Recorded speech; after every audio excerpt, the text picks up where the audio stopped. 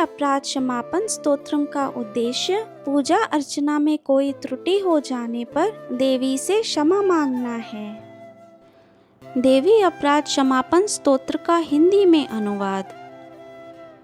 हे माँ, मैं ना मंत्र जानता हूँ ना यंत्र, मुझे स्तुति का भी ज्ञान नहीं है और ना आवाहन का पता ना ध्यान का, स्तोत्र और कथा की भी जानकारी नहीं है। ना तो आपकी मुद्राएं जानता हूँ और ना मुझे व्याकुल होकर विलाप करना ही आता है, परंतु एक बात जानता हूँ, केवल आपका अनुसरण, आपके पीछे चलना, जो सब क्लेशों समस्त दुख विपत्तियों को हर लेने वाला है, सबका उद्धार करने वाली कल्याणमयी माँ। मैं पूजा की विधि नहीं जानता, मेरे पास धन का भी अभाव है, मैं स्वभाव से भी आलसी हूँ तथा मुझसे ठीक ठीक पूजा का संपादन भी नहीं हो सकता। इन सब कारणों से आपके चरणों की सेवा में जो त्रुटि हो गई है उसे क्षमा करना, क्योंकि कुपुत्र होना संभव है किंतु कहीं भी कुमाता नहीं होती।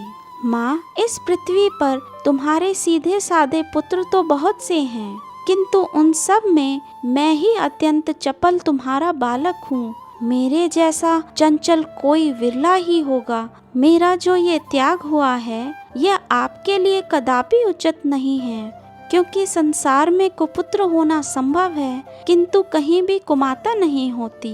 माँ जगदम्बे, मैंने आपके चरणों की सेवा कभी नहीं की। देवी, आपको अधिक धन भी समर्पित नहीं किया, तथापि मुझ जैसे अधम पर जो आप अनुपम स्नेह करती हो, इसका कारण यही है कि संसार में कुपुत्र पैदा हो सकता है किंतु कहीं भी कुमाता नहीं होती। पुत्र गणेश जी को जन्म देने वाली माता पार्वती अन्य देवताओं की आराधना करते समय मुझे नाना प्रकार की सेवाओं में व्यग्र रहना पड़ता था। इसीलिए 85 वर्ष से अधिक अवस्था बीत जाने पर मैंने देवताओं को छोड़ दिया है। अब उनकी सेवा पूजा मुझसे नहीं हो पाती अथवा उनसे कुछ भी सहायता मिलने की आशा नहीं है। इस समय यदि आपकी कृपा नहीं होगी तो मैं अवलंब रहित होकर किसकी शरण में जाऊंगा।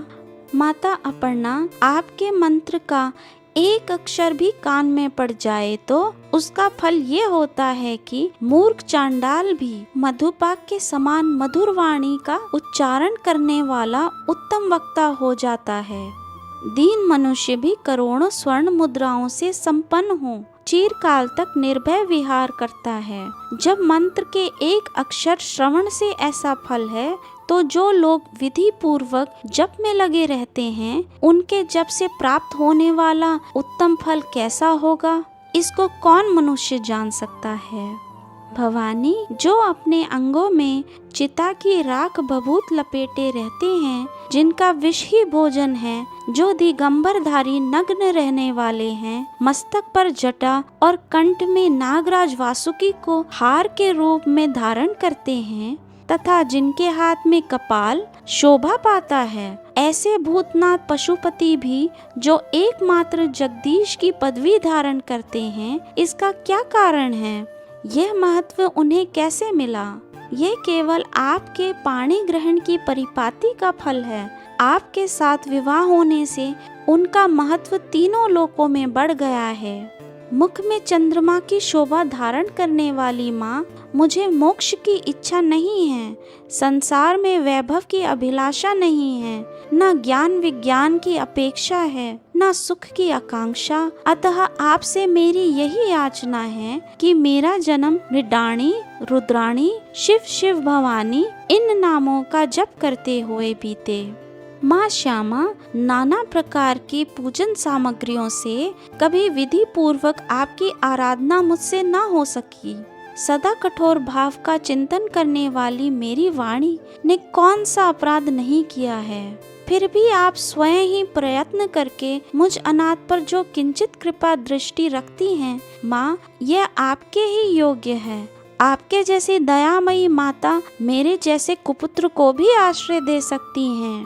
माँ दुर्गे करुणा सिंधु महेश्वरी, मैं विपत्तियों में फंसकर आज आपको स्मरण करता हूँ। इसे मेरी शठता न मान लेना, क्योंकि भूख प्यास से पीड़ित बालक माता का ही स्मरण करते हैं। हे माँ जगदम्बे, मुझ पर जो आपकी पूर्ण कृपा बनी हुई है, इसमें आश्चर्य की कौन सी बात है। पुत्र अपराध पर अपराध क्यों ना करता जा रहा हो, फिर भी माता उसकी उपेक्षा नहीं करती। हे महादेवी, मेरे समान कोई पात की नहीं है और आपके समान दूसरी कोई पाप हारिणी नहीं है। ऐसा जानकर जो उचित जान पड़े वह करो। इति श्री शंकराचार्य विरचित देव्यपराध क्षमापन स्तोत्रम संपूर्णम। अर्थात शंकराचार्य रचित देव्यपराध क्षमापन स्तोत्र संपूर्ण हुआ। धन्यवाद। आपको देवी अपराध क्षमापन स्तोत्रम सुनकर कैसा अनुभव हुआ, हमें कमेंट बॉक्स में जरूर लिखिए और लाइक शेयर सब्सक्राइब करना ना भूलें। धन्यवाद।